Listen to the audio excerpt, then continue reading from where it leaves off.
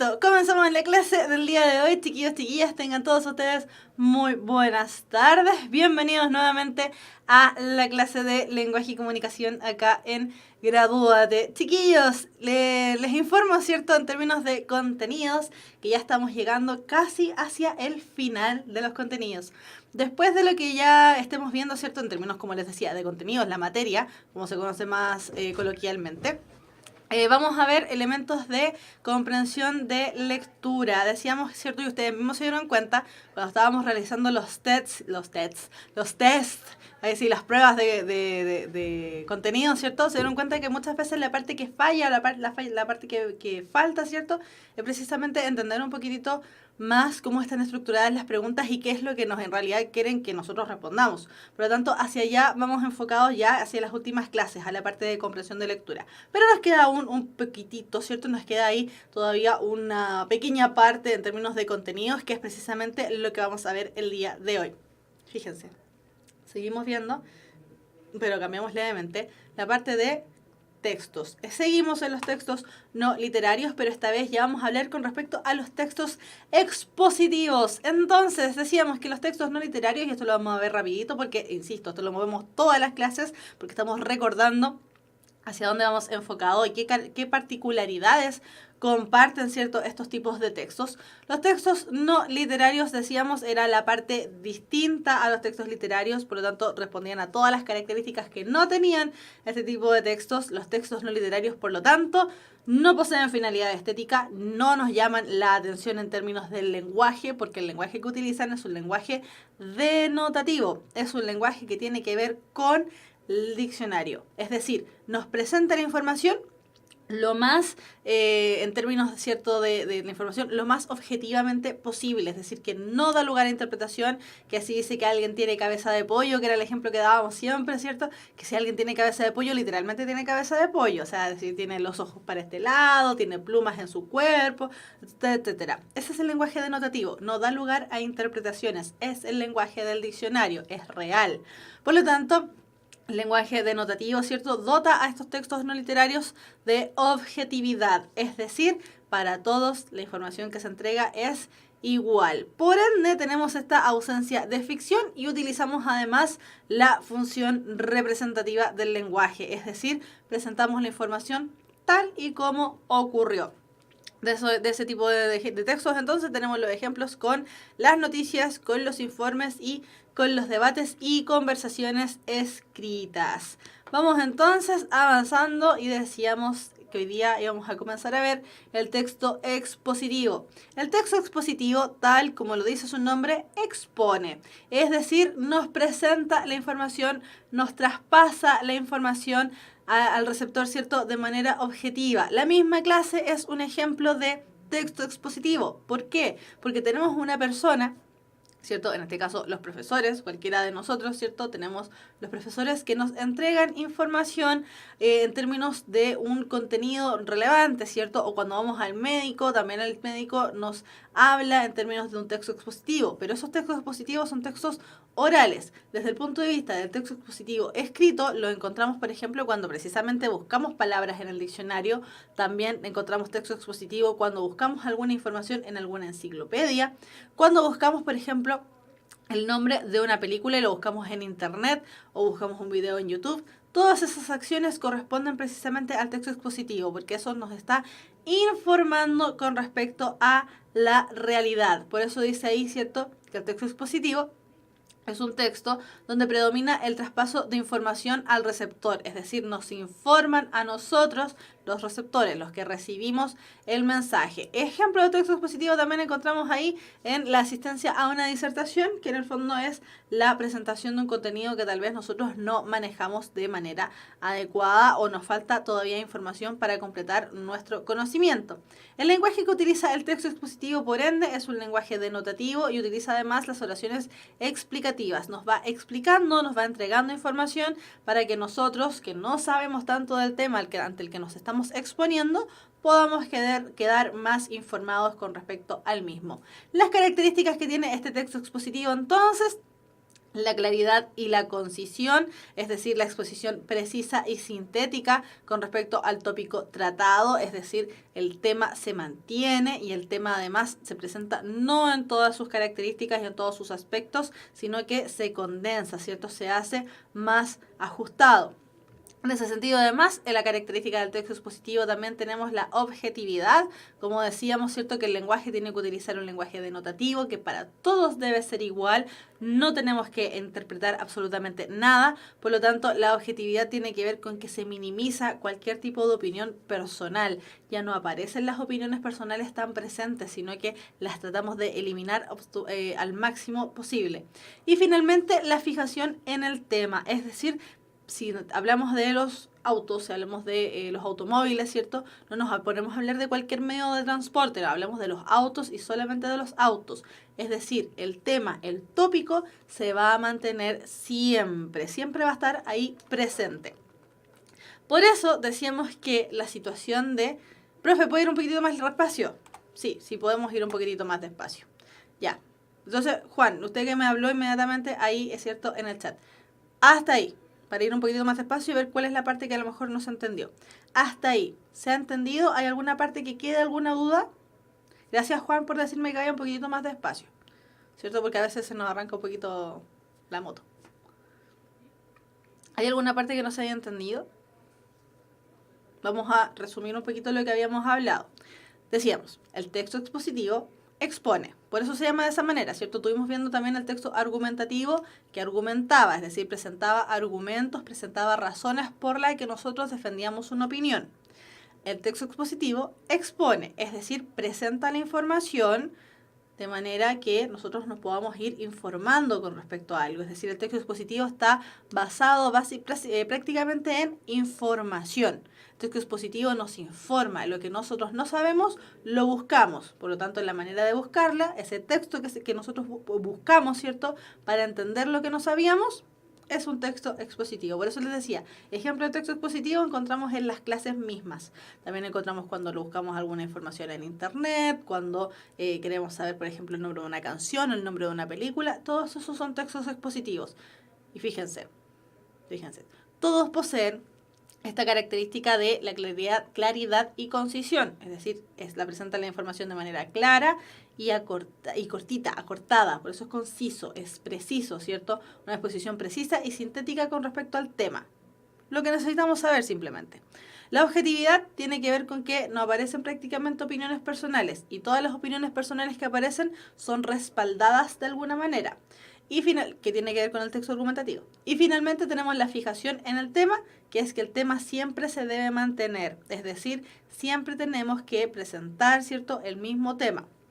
Si hablamos de los medios de transporte, vamos a hablar de un medio de transporte, el auto. No de todos, no de la bicicleta y el tractor y no. Uno solo, el auto, y se acabó. Si vamos a hablar de las hortalizas, bueno, hablamos de las hortalizas y de tal vez una hortaliza, pero no de todas las hortalizas presentes. Ya, espero que ahí se haya entendido. Avanzamos.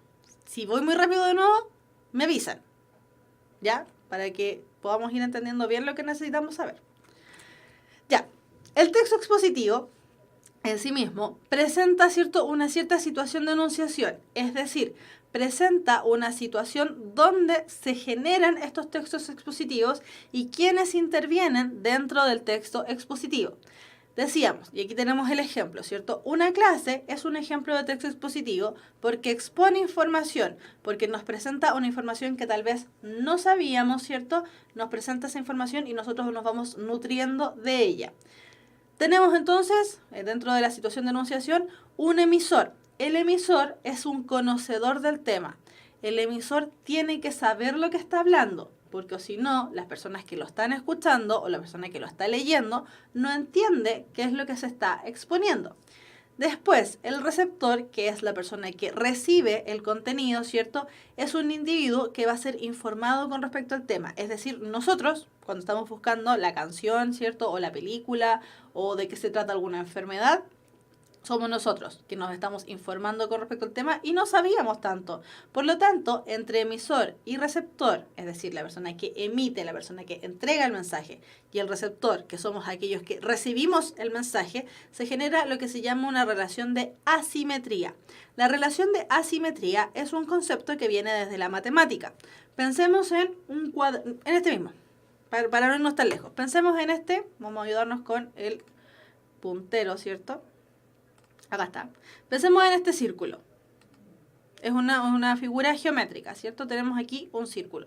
Si nosotros este círculo lo partimos exactamente por la mitad, yo no porque soy chueca, pero exactamente por la mitad, nos quedarían dos partes iguales.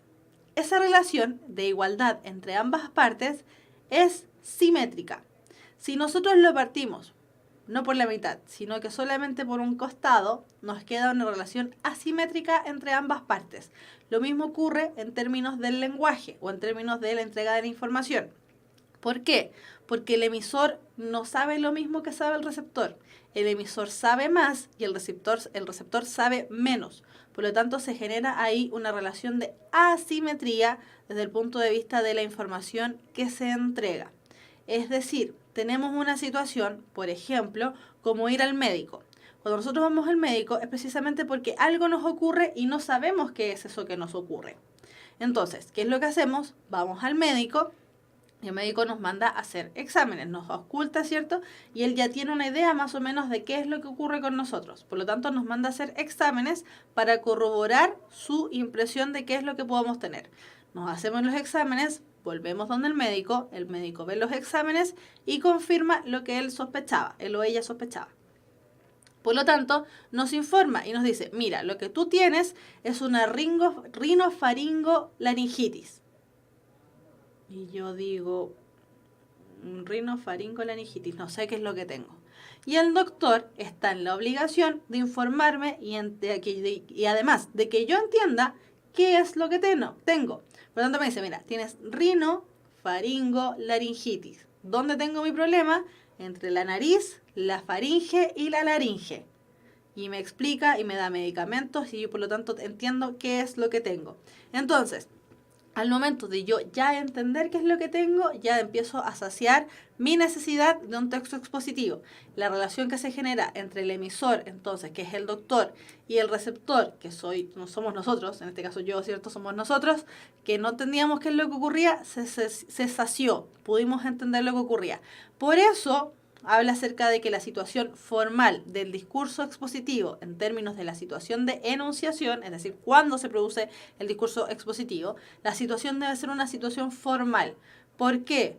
Porque la persona que expone, es decir, el emisor, está en la obligación de que la persona que está recibiendo el discurso, es decir, el receptor, entienda qué es lo que ocurra.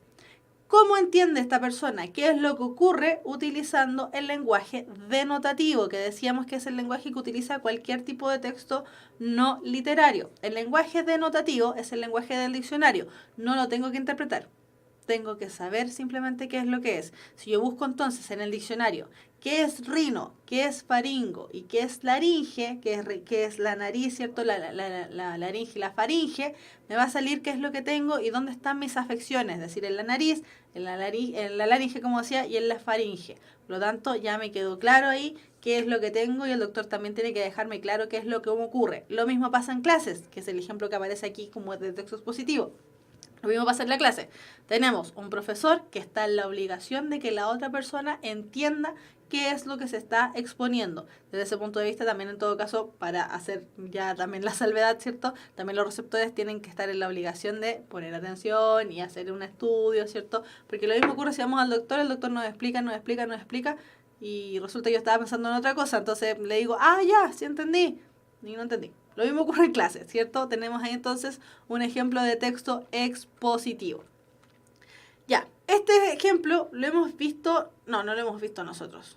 No lo hemos visto. Ya, vamos entonces a la lectura del ejemplo de texto expositivo para que quede aún más claro hacia dónde nos estamos dirigiendo cuando hablamos de texto expositivo. Dice, por término medio, los gnomos miden unos 90 centímetros y pesan entre 20 y 25 kilogramos. Todos ellos tienen la tez oscura, el cabello liso y largo, ojos azul porcelana o violáceos y unas dentaduras sorprendentemente regulares, sin caries ni cavidades. Las hembras son igual de corpulentas que los varones. Los hombres lucen unas esponjosas barbas y mostachos, mientras que las mujeres son lampiñas. En ambos sexos, las arrugas faciales, es decir, las arrugas de la cara, de la faz, por eso faciales, las arrugas faciales hacen acto de presencia a los 50 años. Son bajitos y rechonchos, pero también ágiles de movimiento y poseen unas manos finas, hábiles y firmes. Recalcamos por último sus orejas redondeadas y ancha nariz. Entonces, si yo leo este texto, me voy dando cuenta cómo entonces se estructura un texto expositivo. Yo no sabía lo que son los gnomos, pensando, no tenía idea de lo que son los gnomos. Entonces yo busco en algún diccionario o en alguna definición, en alguna enciclopedia, qué son los gnomos y me tendría que salir un texto como este, donde se me informa con un lenguaje formal, ¿cierto?, cómo son los gnomos. Me dividen los gnomos, primero me hablan de los gnomos en general, que en término medio, ¿cierto? Los gnomos miden unos 90 centímetros y pesan entre 20 y 25 kilogramos. Todos tienen la tez oscura, el cabello liso y largo, ojos azul porcelana, bla, bla, bla, bla. Y después, además, me dividen los gnomos entre mujeres y hombres. Los hombres lucen unas esponjosas barbas y mostachos, mientras que las mujeres son lampiñas. Para que me quede claro también entonces que, si bien todos los gnomos tienen las mismas características de pesar entre 20 y 25 kilogramos, además las mujeres tienen la cara lampiña y los hombres tienen barba. Desde ese punto de vista, entonces, me están exponiendo una información que yo no sabía. Para eso sirve el texto expositivo, entonces, para informarme con respecto a algo que yo no sé desde ese punto de vista. Entonces, además, como decíamos, el texto expositivo tiene un emisor, alguien hizo este texto, ese alguien sabe de lo que está hablando, en este caso de los gnomos, y yo, receptor que no tenía idea de que eran los gnomos, me quedó clarísimo qué son los gnomos. Por lo tanto, los gnomos lo que me entregan es una información veraz con respecto a ellos. Ya, desde ese punto de vista, entonces, el texto expositivo tiene varios ejemplos. Dentro de esos ejemplos de texto expositivo, vamos a encontrar el ejemplo más cercano a nosotros de texto expositivo, lo vamos a encontrar en las noticias. Las noticias son textos que aparecen en la prensa escrita. La prensa escrita es un texto o es un mecanismo de entrega de información, ahí está mejor, donde de manera masiva se entrega la información y la misma información para todo el mundo. La prensa escrita es un medio de comunicación masiva que nace hace muchísimos años y de hecho es el primer medio de comunicación masiva que tenemos los seres humanos. La prensa escrita nace alrededor del año 1450, hace muchísimos años, gracias a un caballero de apellido Gutenberg. Este caballero hizo un invento, ¿cierto?, que es muy similar a la impresora que nosotros utilizamos en la casa, que fue la imprenta. Hasta antes de este caballero, todas las informaciones, todos los elementos se transmitían a mano. Todos los textos escritos se transmitían a mano.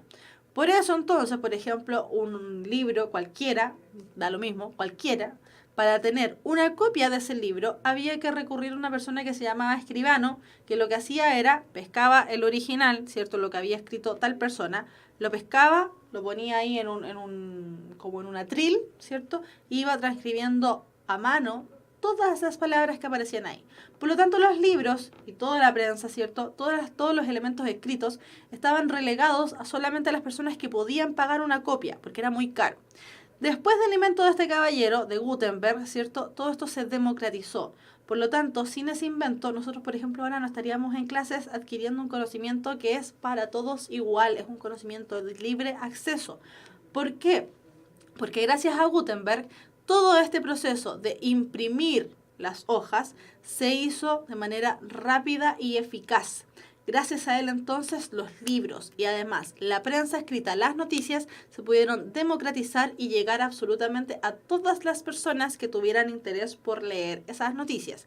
La prensa escrita entonces, ¿qué finalidades tiene? La de solucionar un problema que tenía el ser humano y que tenemos hasta el día de hoy los seres humanos, que son informarnos, entretenernos, orientarnos y formar opinión.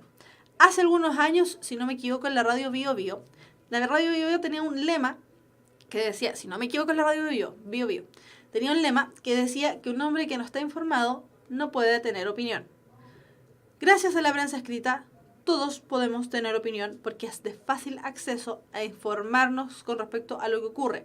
Por eso la prensa escrita tiene por finalidad, los diarios y los periódicos tienen la finalidad de informarnos, entretenernos, vimos los cómics y ahí nos entreteníamos, ¿cierto? Informarnos, entretenernos, orientarnos y además formar opinión. Sin la información necesaria, nosotros no podemos tener una opinión porque simplemente estaríamos hablando sin conocimiento. La prensa escrita nos ayuda a adquirir ese conocimiento y por eso la prensa escrita, específicamente de todo, por ejemplo ahí las noticias, nos van a ayudar entonces a conocer qué es lo que ocurre en el resto del mundo, qué es lo que ocurre en mi comunidad, porque son noticias de interés general. Entonces, la prensa escrita, es decir, los diarios y los periódicos, también las revistas, tienen 3 maneras de entregarnos la información. Estas maneras van a ser el género informativo, el género de opinión y el género interpretativo o investigativo. La clase del día de hoy estamos hablando con respecto al género informativo porque es el que está más cercano a lo que es, ¿cierto?, el texto expositivo. Después, la próxima clase, vamos a hablar con respecto al género de opinión y la que sigue, y por último, vamos a hablar con respecto al género interpretativo o investigativo. Entonces, con respecto al género informativo, el mismo nombre lo dice, el género informativo informa, es decir, entrega información de actualidad exponiendo ciertos hechos. Y ahí vamos a tener de ejemplo el texto que es la noticia. Después, en el género de opinión, que insisto, el género de opinión lo vamos a profundizar ya en la próxima clase, el género de opinión presenta una opinión, tal como lo dice el nombre. Presenta una opinión del periodista tratando de convencer al receptor sobre su posición. Desde ese punto de vista, entonces, vamos a ver los ejemplos de la editorial el editorial y la columna o el artículo de opinión. Y finalmente, en términos del género interpretativo o investigativo, tal como dice el nombre, se presenta una investigación o una interpretación de ciertos hechos. Por lo tanto, lo que hace el género interpretativo o investigativo, que sería ya la última clase de contenidos que tendríamos, profundiza sobre la información relacionando la actualidad con su contexto. Ejemplos de texto de género interpretativo o investigativo vamos a encontrar en el reportaje, la crónica y además también las críticas. Pero todo esto lo vamos a ir viendo clase a clase, así que tranquilidad. Con lo que nos vamos a quedar en la clase del día de hoy es con el género informativo, de hecho será el título de la clase, y específicamente más con la noticia. Entonces, desde esta clase en adelante, chiquillos, sería muy bueno, como consejo, ¿cierto?, que estuviésemos revisando diarios todos los días, idealmente. Si no es posible, por supuesto que no. Pero recuerden que hay muchos diarios que están en la misma versión que nosotros podemos adquirir en papel. La podemos leer también en su versión digital, que vendría siendo, por ejemplo, el diario Las Últimas Noticias, que es uno de los que es más fácil de revisar en términos digitales. La página de Las Últimas Noticias es lun.com, para que nosotros podamos ahí revisar el diario todos los días. Si no, ojalá tratar de si es que estamos, por ejemplo, tenemos la facilidad, no todos lo tienen, ¿cierto? Pues si tenemos la facilidad de acercarnos, por ejemplo, a alguna estación de metro durante las mañanas, también ojalá adquirir de alguna manera un diario para ir tratando de leer todos los días distintas partes del diario para que podamos también entender cómo se configura o por qué aparece este tema de la noticia, de la editorial, del reportaje, para ir viendo de ejemplo, ¿cierto?, cómo funciona cada uno de ellos. ¿Por qué es importante revisar cada uno de los tipos de textos que aparecen en los periódicos? Precisamente porque cada uno de ellos presenta una finalidad, un objetivo distinto. Desde ese punto de vista, si es que dentro de las preguntas que nos hagan después en la prueba viene alguna pregunta, como por ejemplo, ¿qué quiso hacer el autor con este texto? Ya vamos a identificar que, por ejemplo, en términos de la noticia, por ejemplo, que es lo que vamos a ver el día de hoy, la noticia lo que busca es informar, básicamente, porque pertenece al género informativo. Entonces, por ahí nos vamos a ir ayudando. Entonces, chiquillos, de verdad, ojalá de aquí en adelante, ¿cierto?, desde la clase del día de hoy en adelante, estar revisando todos los días el diario para hacer la diferencia entre noticia, entre editorial, columna de opinión, reportaje, crónica y críticas, que van a ser los tipos de texto que vamos a ver desde la clase del día de hoy en adelante. Entonces, decíamos, vamos a hablar acerca de la noticia. La noticia es un texto expositivo de carácter informativo, por lo tanto, así como ejemplo preciso de texto expositivo, vamos a encontrar en la noticia. La noticia relata acontecimientos de la actualidad que además son de interés público. ¿Por qué? Porque estamos hablando del texto, ¿cierto? Porque cualquier cosa puede ser noticia. Pero en caso del texto, noticia, que aparece en los diarios, ¿cierto? Debe ser de interés público para que aparezca en un diario de circulación nacional. Si el niño, cualquiera, mi hijo, se cayó, se peló la rodilla y lloró y le dolió, no le importa a nadie, porque no es nada muy grave, simplemente se cayó y se peló la rodilla, y además es de interés para mí, no es de interés para la comunidad. Ahora, si ocurre, por ejemplo, un choque que hace que se interrumpa, por ejemplo, alguna vía importante de la ciudad, ahí sí podemos tener una noticia, porque involucra a mucha gente, es decir, es de interés público. Desde ese punto de vista, las noticias entonces deben ser de interés público o deben ser de interés para muchas personas. Por eso, además, la noticia debe ser actual. Si esta noticia de que hubo un choque, ¿cierto? Y debido a ese choque, una de las principales vías de transporte de la capital o de cualquier ciudad, ¿cierto?, se ve interrumpida, pero fue hace un mes después, ya no me importa. Por lo tanto, debe ser también de actualidad. ¿Qué característica además tiene la noticia? Que informa los hechos sin ningún tipo de valoración personal, es decir, no presenta la opinión del autor. Desde ese punto de vista, entonces, la noticia es objetiva, no presenta información accesoria, no presenta información que no sea interpretada, o sea, que sea interpretada. Es decir, la noticia utiliza un lenguaje denotativo, el lenguaje del diccionario. ¿Qué quiere decir esto? Que si aparece la noticia, ¿cierto?, de que, insisto, hubo un choque que interrumpió una de las grandes arterias de la ciudad a la que nosotros estemos, sea la misma información para todos. No puede ser interpretada, debe ser igual para todos. La noticia es un texto que es 100% objetivo o debiese ser 100% objetivo. ¿Por qué? Porque la información que me entregan está expresada de manera clara, concreta y precisa. Si se fijan, las noticias nunca son muy extensas en términos del texto ante el que nosotros nos estamos enfrentando. El texto nunca es muy extenso, la noticia siempre es más o menos cortita. Entonces, la noticia, ¿cierto?, presenta la información en lo que vendríamos llamando la pirámide invertida. La pirámide invertida se presenta de esta manera en la información precisamente por dos finalidades. La primera es que cuando nosotros leemos noticias en los periódicos, tenemos que quedar rápidamente informados con respecto a lo que está ocurriendo. Por lo tanto, ¿qué es lo que ocurre? Que muchas veces nosotros tenemos un diario frente a nosotros y solamente leemos los titulares. Si nosotros solamente leemos los titulares, debemos quedar informados solamente con esta lectura. Se entiende dentro de un mundo en el que estamos, ¿cierto?, que muchas veces no tenemos tiempo para leer un periódico completo. Por lo tanto, los escritores de los periódicos, es decir, los periodistas, están acostumbrados a que nosotros, los lectores, leamos las cosas de manera rápida. Y por eso, toda la información más importante la ponen siempre en el titular. Y de ahí para abajo, toda la información se presenta en orden descendente en términos de importancia. Lo más importante arriba, lo que ya es menos importante hacia el final del texto. Por eso, tenemos la respuesta a esta pirámide invertida, donde las preguntas que debe responder el periodista cuando está armando su texto es quién, qué, cuándo, dónde, cómo, por qué. Lo organiza de manera que nosotros quedemos rápidamente informados con respecto a lo que queremos saber. También tiene la finalidad de que muchas veces nosotros vamos hojeando el diario, ¿cierto?, y solamente leemos los titulares y de los titulares seleccionamos cuál me interesa leer. Si me gusta mucho el deporte, tal vez leo todas las noticias de deporte, pero si no me interesa tanto, tal vez leo los titulares y sigo avanzando, porque así voy quedando rápidamente informada. La otra finalidad que tiene esta pirámide invertida es que los periódicos, los diarios, tienen que ser financiados de alguna manera. Desde ese punto de vista, dentro de las hojas del diario, muchas veces aparecen anuncios publicitarios. Entonces, cuando el periodista escribe la noticia, tiene que pasarla por un filtro, que el filtro es un puesto dentro del periódico del diario, que se llama editor. El editor muchas veces lee la noticia y empieza a sacar partes. Las partes que saca son precisamente las del final.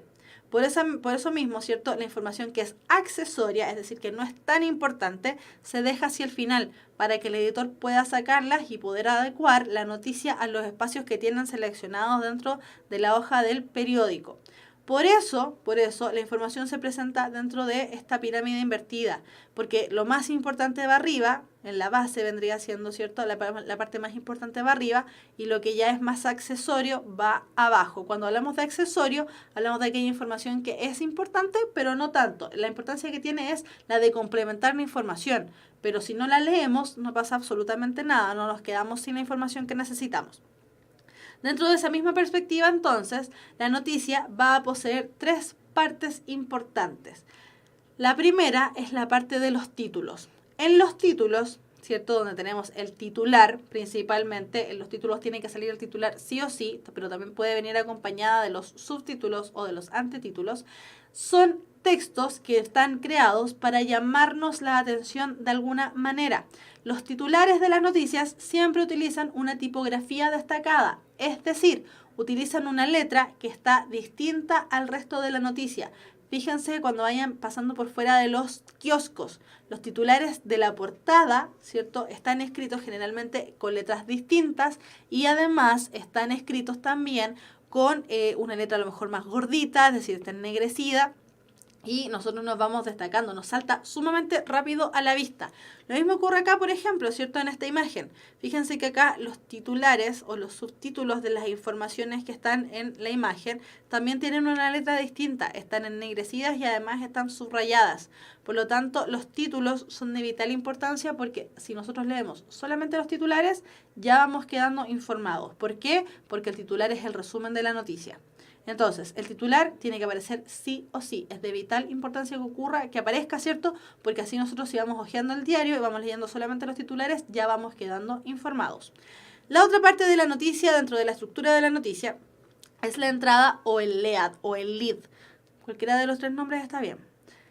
En la entrada, ¿cierto? Es el primer párrafo de las noticias y esta entrada, perdón chiquillos, y esta entrada, ¿cierto? Lo que hace es resumir aún más la información complementando lo que se presenta en el titular. La entrada, es decir, el primer párrafo de la noticia, generalmente responde a las preguntas que vimos recién. El quién, el qué, el cuándo, el quién, qué, cuándo, cómo, dónde, por qué. Todo aparece ahí entonces ordenado. Resume aún más la información, pero complementando lo que ya nos había presentado en el titular. Y finalmente después tenemos el cuerpo de la noticia, ¿cierto? Donde se desarrolla con mayor amplitud lo que ya se presentó en el título, lo que ya se presentó en la entrada, ¿cierto? Lo va ampliando cada vez más, pero dentro de esta ampliación de la información se ordena, insisto, desde lo más importante a lo menos importante. Entonces, la información de la noticia nosotros la organizamos de esta manera. Fíjense que tiene por título pirámide invertida. ¿Por qué pirámide invertida? Porque si nosotros damos vuelta y lo ponemos en la posición original, la base de la pirámide siempre es lo más importante, porque sin la base no tenemos la puntita. En este caso, la base está al revés. ¿Por qué? Porque lo más importante va arriba y lo menos importante va abajo. Entonces, tenemos el título o el titular que, insisto, siempre, siempre, siempre tiene que salir. Sin titular no tenemos noticia. Siempre tiene que salir porque es el resumen de la noticia. ¿Cómo distingo cuál es el titular del resto de la noticia? Primero, porque es lo primero que sale. Y segundo, y sale sí o sí, además. Y segundo, porque el titular está destacado con una tipografía distinta. Después, como les decía, teníamos el primer párrafo de la noticia, que es la entrada o el lead. La entrada va a responder a las preguntas importantes de la noticia: qué, quién, cómo, cuándo, dónde, por qué, y muchas veces también incluye el para qué. Sin embargo, el para qué, al ser ya la información más alejada dentro del orden de importancia, no siempre aparece. Y de hecho, fíjense que ni siquiera aparece ahí dentro de las preguntas que aparecen en la pirámide. Después tenemos el cuerpo de la noticia, que vendría siendo ya lo que es el contexto, ¿cierto? Los antecedentes, los hechos, que es información que es importante, pero que si no la leo no pasa absolutamente nada, distinto a lo que ocurre con el titular, ¿cierto? El cuerpo de la noticia, si no lo leo, no importa, ya quedé informada con el titular. Y finalmente los detalles, pero siempre en este orden de pirámide invertida, donde insisto, y esto es la parte importante, ¿cierto? Lo más importante va arriba, lo que es menos importante ya va abajo. Es decir, lo más importante va primero, lo que es menos importante va hacia el final. El titular resume la noticia y ya nos deja informados con respecto a lo que tenemos que saber. Los detalles, los últimos párrafos de la noticia ya no son tan importantes como la primera parte que es el titular, porque ahí está todo el resumen de la noticia. Entonces, avanzamos y fijémonos en esta noticia que tenemos acá. Esta noticia, ¿cierto? Fíjense y véanla bien, fíjense bien, miren bien la noticia cómo está estructurada. Tenemos un titular, pero ese titular arriba tiene un antetítulo, es decir, una pequeña palabrita antes del titular. ¿Cómo podemos diferenciar el antetítulo del titular? Porque, insisto, el titular siempre nos salta a la vista. Está escrito con una letra distinta y generalmente ennegrecida, precisamente para generar este efecto de que nos salta a la vista. Dice: hay en la fórmula para crear vacuna contra toda enfermedad infecciosa. Dijimos que el titular es el resumen de la noticia. Entonces, ¿de qué se trata? ¿De qué se trata la noticia? De que alguien encontró, alguien o alguienes, algunas personas, hallaron la fórmula para crear una vacuna contra toda enfermedad infecciosa. Y si yo leo eso solamente, ya quedé informada de qué se trata la noticia. O ya me quedó clarísimo que alguien inventó una vacuna contra toda enfermedad infecciosa. Primer párrafo, entrada o LED. ¿Cuál es la finalidad? Presentarnos las preguntas de la noticia. El científico colombiano y descubridor de la primera vacuna contra la malaria, Manuel Elkin Patarroyo, halló los principios químicos que permitirán crear vacunas sintéticas para prevenir prácticamente todas las enfermedades infecciosas existentes en el mundo. Ya no es cualquier persona la que halló la vacuna, ¿cierto? Fue el científico colombiano y descubridor de la primera vacuna contra la malaria, Manuel Elkin Patarroyo. Ya me da más información de lo que me dio el titular, pero insisto, si yo ya leí el titular ya me quedó claro de qué se va a tratar. Ya me da más información con respecto, ¿cierto?, a quién es Manuel Elkin Patarroyo además. Me dice también cómo encontró esta fórmula para sanar cualquier enfermedad infecciosa y así sucesivamente. Y ya, todo lo que está en el cuerpo, que en este momento no lo vamos a leer, ¿cierto? Pero no lo vamos a leer no solamente por el tiempo, sino que también porque todo lo que está en el cuerpo ya es información que va complementando lo que está arriba, pero no es necesario leerlo.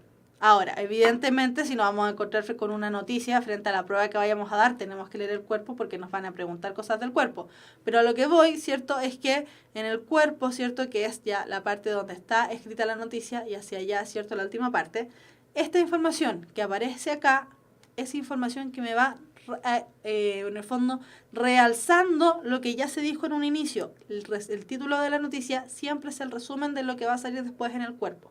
Por lo tanto, el cuerpo está ordenado de manera decreciente. Lo más importante acá, en este párrafo de aquí, y lo menos importante en el párrafo del final. Y decíamos que la entrada o el lead, ¿cierto?, responde a las preguntas de la noticia. En este caso no responde a todas, pero sí responde al menos 3. En este caso dice 2, pero son 3 en realidad. Dice: el científico colombiano, es decir, el científico colombiano y descubridor de la primera vacuna contra la malaria, Manuel Elkin Patarroyo, ¿qué hizo Manuel Elkin Patarroyo? Halló los principios químicos que permitirán crear vacunas sintéticas para prevenir prácticamente todas las enfermedades infecciosas existentes en el mundo. ¿Dónde lo hizo? ¿De dónde es la persona que lo hizo? Es colombiano. ¿Por qué? Porque dice el científico colombiano. Por lo tanto, ya sabemos que es de Colombia.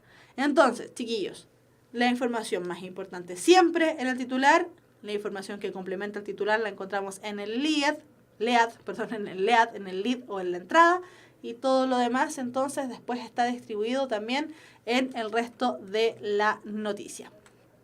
Y con esto vamos a terminar por términos de horario. Fíjense acá, este ya es una noticia de acá de Chile.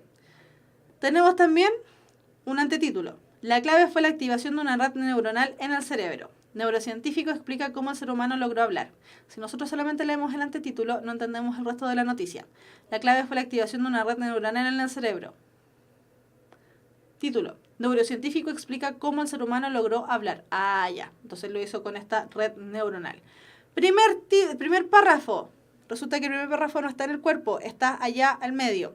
Francisco Aboitiz, es decir, el quien, académico de la UC, es decir, de la Universidad Católica, es autor de un libro que indaga en el origen del lenguaje humano. Resto de la noticia. El Big Bang de cualquier científico es cuando en su mente se aloja el deseo de descifrar una inquietud. En el caso de Francisco Aboitiz, fue la obsesión por resolver cómo surgió el lenguaje entre los seres humanos. El académico y director del doctorado en neurociencias de la UC cree que después de una vida investigando las características del cerebro, está más cerca de poder responder a su pregunta original. En sus manos tiene A Brain for Speech, A View from Evolutionary Neuroanatomy, su libro de 500 páginas que resume sus intentos por descubrir el origen del lenguaje humano. ¿Cuál es el Big Bang del lenguaje, profesor? Es decir, ¿cuál es el origen del lenguaje? La respuesta todavía está abierta, pero hay un aporte importante en este libro.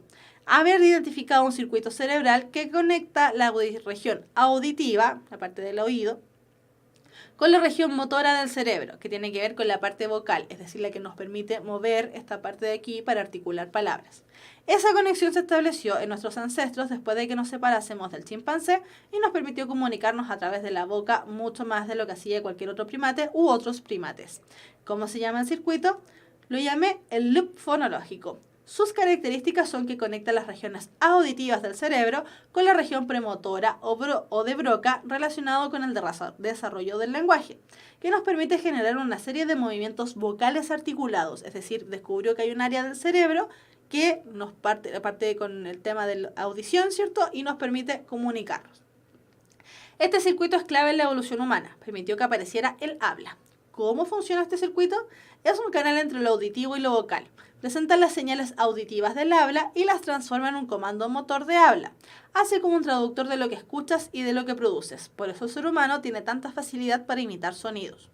¿Dónde está alojado? Tiene cerca de 10 centímetros de conexiones y conecta la parte de atrás del cerebro con la de adelante. Se encuentra en el hemisferio izquierdo y conecta la región auditiva del lóbulo temporal con la región vocal del lóbulo frontal. Ahí hay un extracto de fibras que se llaman el fascículo arqueado, que es una ruta neuronal que conecta estas dos regiones. Fíjense cómo entonces la información que estaba en el cuerpo, ¿cierto?, también se va articulando, dejando lo más importante adelante, ¿cierto?, la parte de lo que es el profesor Aboitiz, su libro, porque en el fondo lo importante aquí es el libro, más que lo que tiene el libro en sí mismo, y cómo la información entonces se va conectando desde lo más importante adelante, ¿cierto?, en el cuerpo, hasta lo más accesorio hacia el final. Entonces, pregunta, y rápidamente contestamos a esta pregunta, ¿cierto? ¿Qué características del titular se puede apreciar en esta noticia? Las características que podemos apreciar son: resume el cuerpo de la noticia, por supuesto, porque el titular, dijimos, es un resumen de las noticias. ¿Por qué? Porque tenemos que quedar rápidamente informados. Aparece con una tipografía destacada, efectivamente. Como nos tiene que llamar la atención, es un resumen y además tiene que llamarnos la atención, aparece con una tipografía destacada. Cuando hablamos de tipografía, estamos hablando de una letra destacada. Está ubicada después del cuerpo imposible, porque el titular es lo que nos salta rápidamente a la vista, es lo que está al inicio. ¿Está ubicada antes del lead? Por supuesto, porque el titular siempre está al inicio. Por lo tanto, la respuesta correcta es la respuesta D. Resume el cuerpo de la noticia, aparece con una tipografía destacada y además está ubicada antes del lead, el lead o el cuerpo. Chiquillos, terminamos la clase de hoy, nos pasamos un poquitito. Chiquillos, que estén súper bien, nos vemos el próximo día sábado. Recuerden, ojalá estar leyendo el diario todos los días para ir descubriendo y analizando las noticias que aparecen ahí. Y además, porque después en las próximas clases vamos a seguir trabajando con distintos tipos de textos, porque los diarios y las revistas y los periódicos no solamente trabajan con noticias, sino que también trabajan con otro tipo de textos. Chiquillos, que estén súper bien, un abrazo grande y apretado. Nos vemos el próximo sábado. Que estén bien. Chao, chao.